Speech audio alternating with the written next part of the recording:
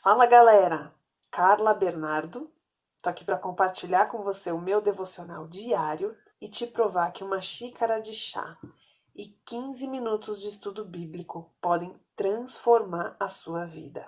Livro de João, capítulo 13, versículos de 31 a 38.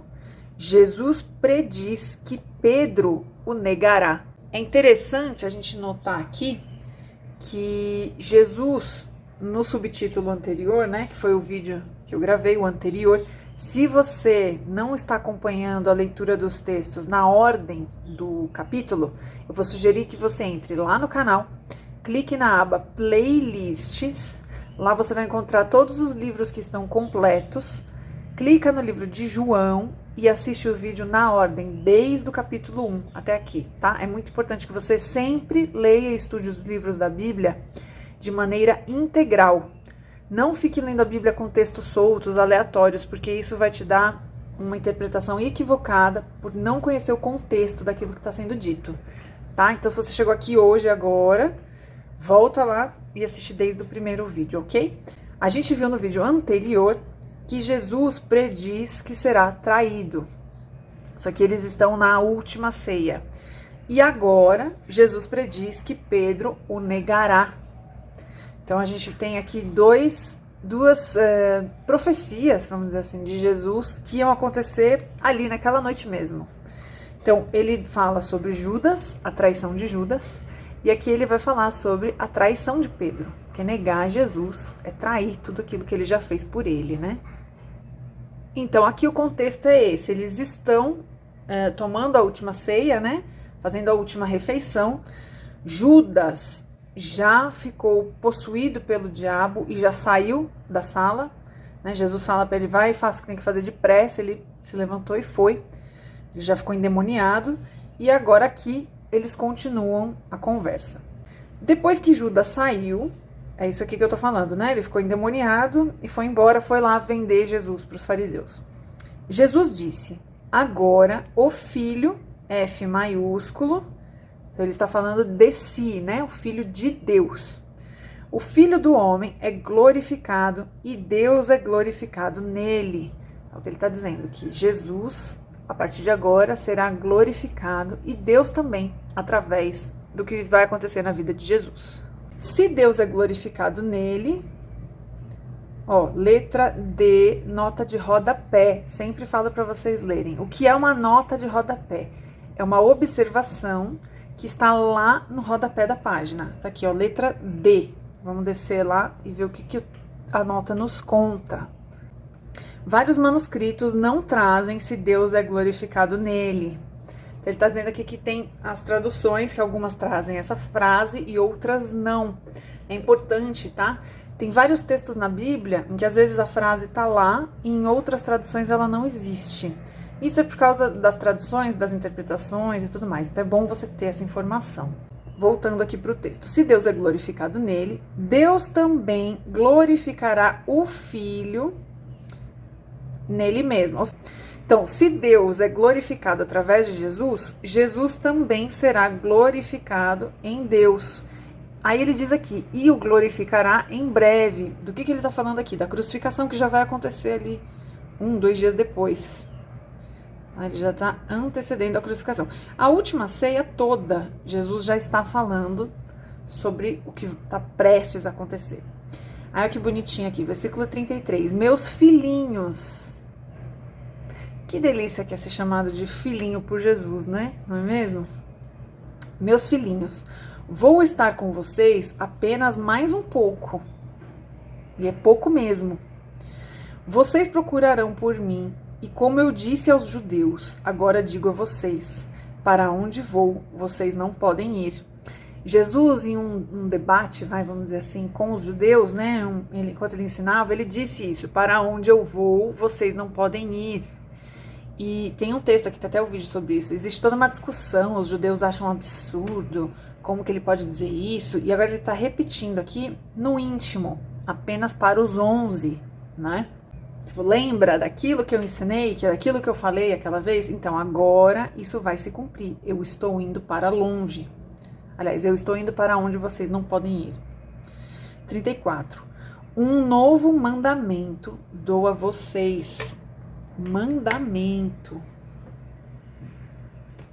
Eu fui procurar no dicionário o que significa exatamente a palavra mandamento. Vamos ver? Ó, significado de mandamento: ação ou efeito de mandar. Ordem, mandado. Ou seja, ele está deixando uma ordem.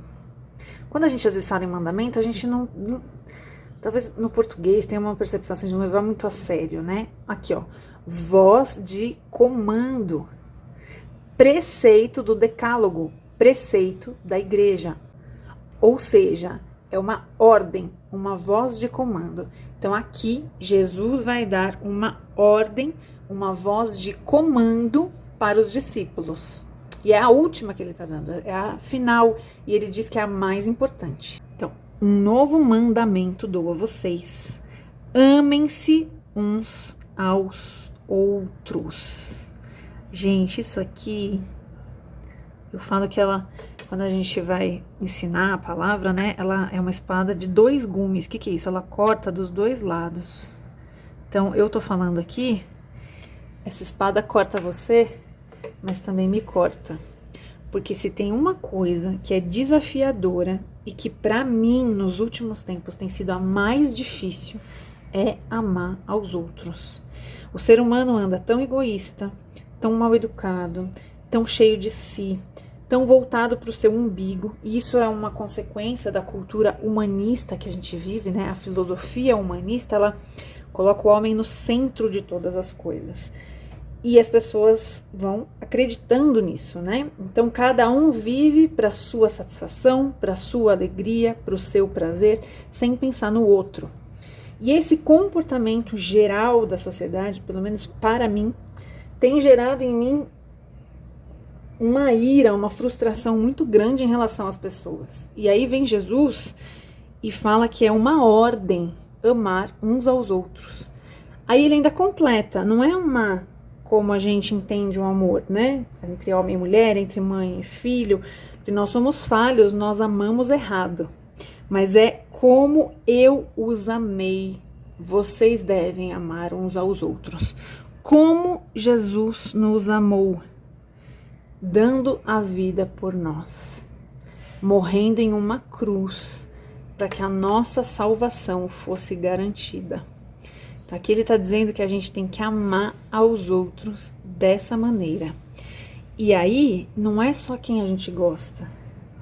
Como que a gente dá a vida por alguém que no nosso julgamento, na nossa balança da justiça, né? Jesus diz que a nossa justiça é como trapo de imundícia. Não vale nada, mas na nossa cabeça nós somos justos, né? A gente acha que é justo. Como que eu amo alguém que na minha justiça falha, eu acho que não merece, a ponto de eu morrer por essa pessoa? Somente pela graça. Eu vou já puxar uma anotação daqui, depois a gente continua o texto. Para fazer os meus estudos, eu gosto de usar essa Bíblia aqui, porque eu consigo puxar as observações para o lado. Ela chama Bíblia Anote, quando ela tem esse espaço. A minha tem esse espação aqui embaixo, mas nem todas têm, tá? A maioria vem com espaço só aqui do lado. E a tradução que eu tô lendo, que quando eu falo do modelo de Bíblia, vocês também me perguntam, é a NVI, tá? Ela é a tradução mais simples. Muita gente não gosta muito dela, porque acha que algumas coisas se perdem. Eu concordo, porém ela é a linguagem que eu acho mais fácil de compreensão de contexto. Então, para quem é iniciante no estudo bíblico, começa pela NVI, entendeu o contexto através da NVI, vai para uma Bíblia que tem palavras mais profundas, mais difíceis, como a ACF, por exemplo, que eu gosto bastante, tá? Se você quiser adquirir uma Bíblia como essa aqui, que vocês sempre me pedem, eu vou deixar aqui na descrição do vídeo um link onde você encontra modelos parecidos com essa minha para comprar, tá? Então, primeiramente, eu anotei aqui o que a gente viu no dicionário. Mandamento, ação de mandar, ordem, voz de comando. No capítulo 13, versículo 34. Agora vamos para a anotação do restante, também do 13, 34. Olha lá o que eu anotei, né? Capítulo 13, versículo 34. Amar ao próximo é uma ordem. Pus aqui em caixa alta para não esquecer. E não é para amar dentro da nossa compreensão humana de amor, né? Mas como Cristo nos amou, morrendo por nós. Devo amar a ponto de morrer para que o meu próximo seja salvo. Por que Cristo morreu? Para que a nossa alma seja salva. Então o que ele está dizendo aqui é isso. Se a salvação de alguém vai custar a nossa vida, que a gente entregue. Eu tô falando isso aqui, mas eu tô chorando por dentro, tá? É muito pesado. Eu sempre falo isso aqui e vou repetir. Se quando você lê a Bíblia, você não é confrontado na sua postura, nos seus pecados, nos seus dogmas, naquilo que você acreditou a vida toda, e aí você olha e fala, gente, não é isso. No reino de Deus é diferente. Se a Bíblia não te confronta, se ela não te desafia a mudar para ter a mente de Cristo, você não está lendo a Bíblia do jeito certo.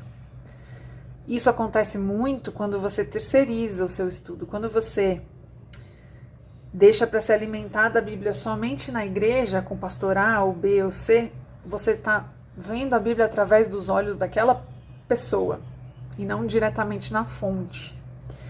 E isso é muito arriscado. Por isso que tem muita gente sendo enganada, porque vai atrás de pastor que só fala o que a igreja quer ouvir. E eu sempre digo isso aqui, a gente está caminhando para o final aqui do 3º evangelho que eu gravei aqui para o YouTube. E em todos os evangelhos, nós somos desafiados na nossa natureza. A gente tem que morrer para que Cristo possa habitar em nós. O antigo homem tem que morrer para que nasça um novo homem. E não é isso que tem sido ensinado nas igrejas hoje em dia. Vamos lá, versículo 35. Com isso, todos saberão que vocês são meus discípulos. Ou seja, se você morre pelo seu próximo, o mundo vai saber que você é discípulo de Cristo. Se vocês se amarem uns aos outros. Como o mundo vai reconhecer os discípulos de Jesus? Através do amor entre um e outro. 36. Aí Pedro muda de assunto aqui. Simão Pedro lhe perguntou, Senhor, para onde vais?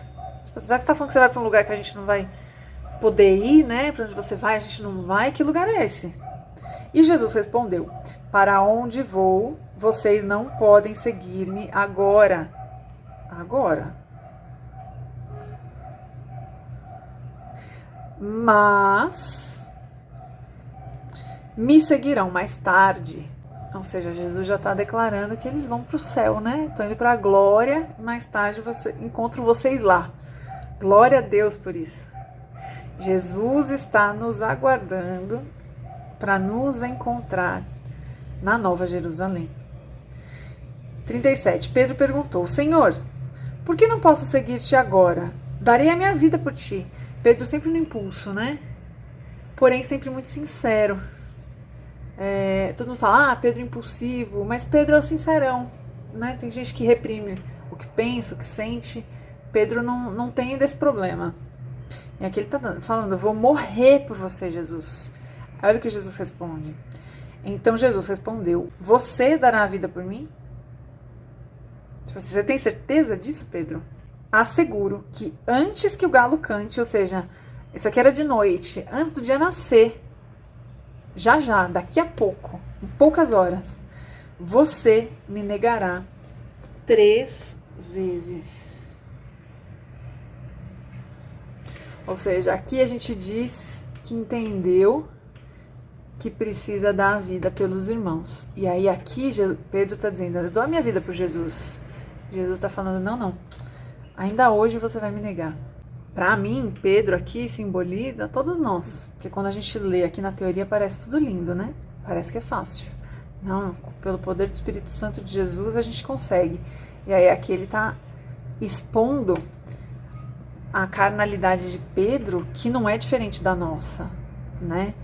Pedro está dizendo que vai dar a vida por Jesus. Jesus está falando, não, você só não vai dar a vida por mim, como você ainda vai me negar. Você não vai ter forças para morrer por mim, pelo mestre. Imagina isso aqui que eu tô falando, que é para morrer pelo seu próximo. Então, Pedro, esse pedaço aqui que fala de Pedro, ele vem para contrapor o que Jesus está dizendo. Amem uns aos outros como eu os amei. Ó, vocês são estragados, vocês não conseguem fazer isso. Somente pela força, pelo poder do Espírito Santo, isso aqui é capaz de ser feito. Que eu e você no dia de hoje possamos orar a Deus, pedindo misericórdia pela nossa carnalidade, pela nossa desobediência, pela nossa falta de amor, e que pelo poder do Espírito Santo a gente possa amar ao próximo como Jesus nos amou. Porque por mais que seja difícil, foi uma ordem. É uma ordem do nosso. Se a gente diz que Jesus é o nosso Senhor e nós somos servos, o servo não contesta a ordem do seu Senhor, ele obedece. Então que Deus nos dê graça e misericórdia para cumprir esse mandamento. Que Deus te abençoe.